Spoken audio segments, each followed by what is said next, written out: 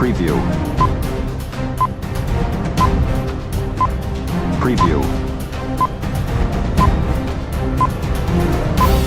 बनाया है। जानते हैं सीधा और सपाट सवाल कि अकाली दल उन्होंने क्यों ज्वाइन किया। Santosh ji, thank you very much कि आप यहाँ पर आए और मेरे साथ ये सवाल जो आप कर रहे हैं। सीधा मैं बताता हूँ कि श्रोमणी अकाली दल क्यों ज्वाइन किया।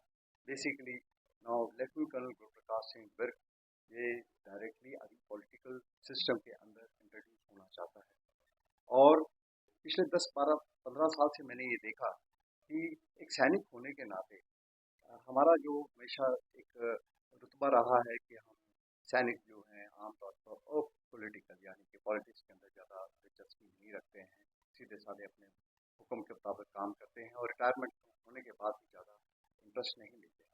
लेकिन पिछले 10 सालों से खास करके 2014 के बाद जो वन रैंक वन पेंशन की जो समस्या खड़ी हो गई थी और सारा सैनिक जंतर मंतर पे पहुंच गया, उसके बाद JCOs का जो प्रोटेस्ट है वो लगातार चलते रहे और आज तक वो ये प्रोटेस्ट चल रहे हैं।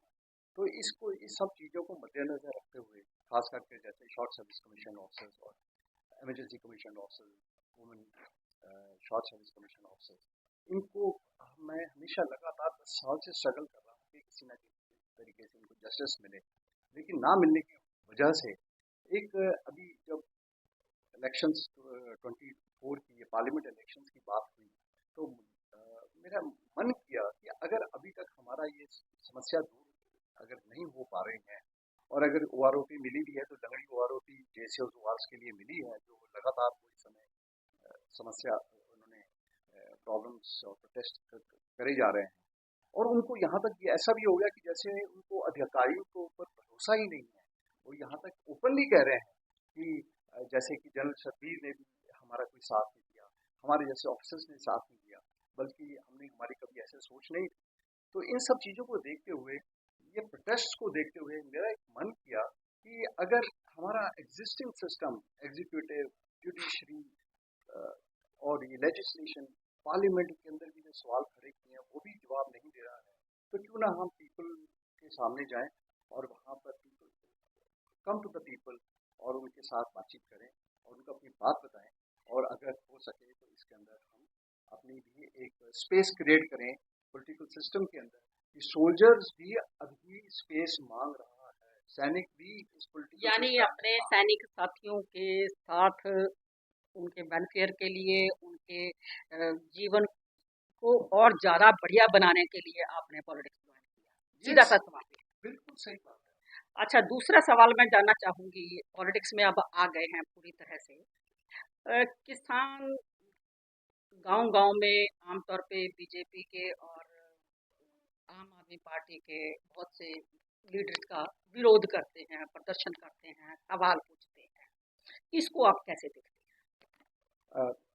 संतोष जी, ये जो आपका किसानों का क्वेश्चन है, ये और ये हमारी जो प्रोटेस्ट हैं पिछले 10 साल के अंदर, अगर आप देखो कि ये काफ़ी मिलती जुलती हैं और ये स्पेसिफिक टू पंजाब ज़्यादा महसूस हुई है। अगर पिछले समय में देखिए कि इसके अंदर जो भी हम लोग जब ये प्रोटेस्ट करते रहे हैं, इसमें सैनिक भी शामिल हो गए, इसके अंदर किसान भी शामिल हो गए। जो समस्या थी किसानों की वो उनकी भी अलग दिखाई दे रही थी, हमारी भी समस्या जवानों की भी समस्या दिखाई दे रही थी। तो हमने देखा कि ये पंजाब स्पेसिफिक के अंदर ये यहाँ पर ये है कि जो ऐसा लग रहा है, मुझे ऐसा लगा कि जैसे कि ये पंजाब ये ज़्यादा टारगेटेड हुआ है, ज़्यादा इनका नुकसान हुआ है। अभी आप देख लीजिए जो नहीं, बट इस मामले में तो विकल्प जानना चाहूँगी कि MSP तो पंजाब के किसानों को मिलती रही है। देखिए जो MSP जिस प्रकार से इन्होंने बोला है, जिस प्रकार से स्वामीनाथन कमेटी की रिपोर्ट जो है, देखो वो जो अलग है वो समस्या बहुत बिल्कुल ही अलग है और तो किसानों के विरोध का क्या जायज लगता है आपको, क्या लग रहा है? बिल्कुल, क्योंकि उनका भी समस्या जब सॉल्व ही नहीं हो रही है, जब एक बार एजिटेशन हुआ, जब जो फार्मर्स लॉ बन गई थी, जब वो वापस इसलिए ली गई थी कि हाँ भाई जो समस्या है उनको भी हम सॉल्व करेंगे, वो हुई नहीं और उसके बाद वो फिर से दोबारा से एजिटेशन शुरू हो गया और आपने देखा होगा शंभू बॉर्डर तक तो किसान जो है वापस सामने आ गए और फिर प्रोटेस्ट कर रहे हैं। लेकिन किसी को प्रचार से रोकना क्या जायज है? देखिए ऐसा है, जब एक तरफ से हम कहते थे कि प्रोटेस्ट आर कॉन्स्टिट्यूशनल, जुडिशरी भी कहती है कि हाँ भाई प्रोटेस्ट अगर है तो आप कर सकते हैं, लेकिन कब तक ये प्रोटेस्ट करते रहेंगे? Protest is not the solution to the problem. जब आपके पास सिस्टम है, कॉन्स्टिट्यूशन सिस्टम है, एग्जीक्यूटिव है, जुडिशरी है, आपके पास लेजिस्लेशन है, आप पॉलिसी ऐसे क्रिएट कीजिए जैसे प्रोटेस्ट होने का नौबत ही ना आए। यहाँ पिछले 10 साल से प्रोटेस्ट की सलावा इस पंजाब के अराउंड है ही नहीं, लगातार प्रोटेस्ट हो रहे हैं। सो हर चीज प्रोटेस्ट के ऊपर ही हम नहीं छोड़ सकते हैं, rather it is a reaction to a wrong. ये एजिटेशन जितने भी होते हैं, कोई आपको एजिटेट कर रहा है। अच्छा, अकाली दल के खिलाफ क्यों नहीं हो रही है? मतलब कैंडिडेट्स को तो मुझे लगता है विरोध बहुत कम सहना पड़ रहा है शायद। वो तो देखो जी, स्टेट में बड़ा सिंपल है। जब ये फार्मर्स लॉ की जब बात आई थी, और मुझे अभी हमारे मेंबर ऑफ पार्लियामेंट जो बादल जो हैं, वहाँ पर जब उन्होंने स्टेट में जब ये फॉर्म लाई, उन्होंने एकदम से विड्रॉ कर ली, अपनी सीट विड्रॉ कर दी थी। So that is the kind of courage and conviction जो उन्होंने शो की उस समय इमीडिएटली, कि it is not the parliamentary seat, it is the interest of the people, it is the interest of Punjab. और जब उन्होंने वहाँ से विड्रॉ कर दी, और इससे अच्छी और उससे आगे लगातार ये जो प्रॉब्लम्स जब तक नहीं सॉल्व हो रही हैं, अभी तो श्रोमणी अकाली दल के जो प्रधान जी हैं सुखबीर जी, उन्होंने तो पूरा जो अपना भारतीय जनता पार्टी के साथ जो एक अलायंस था, उससे भी विड्रॉ कर लिया है। So it's the first time historical thing happening, एक श्रोमणी Akali Dal in the interest of Punjab, अकेला आप अभी इस समय अपने पंजाब और पंजाबियत और culture as well as people, सबके लिए, लैंड के लिए भी ये अभी खड़ा हो गया है अकेला। ये पहला एक हिस्टोरिकल एक मोमेंट है, और मुझे उम्मीद है कि हम पंजाब में रहने वाले जो लोग हैं और जो यहाँ पर जो इंटरेस्ट रखते हैं, पंजाब का भला चाहते हैं, वो अभी उस लीडरशिप को और उस पार्टी को और उन लोगों के साथ मिलेंगे, जिससे कि पंजाब की जो ओवरऑल हालात है वो अच्छे हों।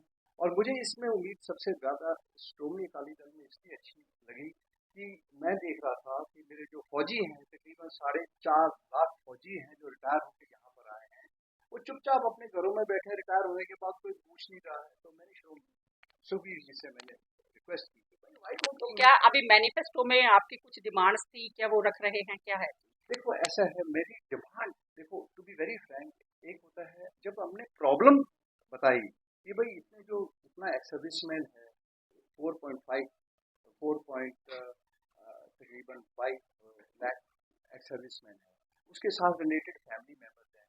मैंने उनको बताया कि तकरीबन ये जो वोटिंग स्ट्रेंथ है हमारी, मोर देन 40 लाख जो वोटिंग स्ट्रेंथ है, वो इस समय इसके साथ इफेक्ट होती है। सो कृपा करके अगर आप देखिए इसका पॉजिटिव कैसे हम हो सकते हैं। तो उन्होंने बड़ा पॉजिटिवली इस चीज़ को लिया, और जो मुझे आज वाइस प्रेसिडेंट बनाऊं, हो सकता है कि ये उसी का एक नतीजा है कि उन्होंने, सब लोगों ने, लीडरशिप ने, श्रोमणी अकाली दल की जो लीडरशिप है, चंदू मात्रा जी हैं अपने, और सारे लीडर्स हैं, उन्होंने मिलकर ये कमेटी के अंदर ये सोच विचार करके उन्होंने मुझे ये जिम्मेदारी भी दी थी।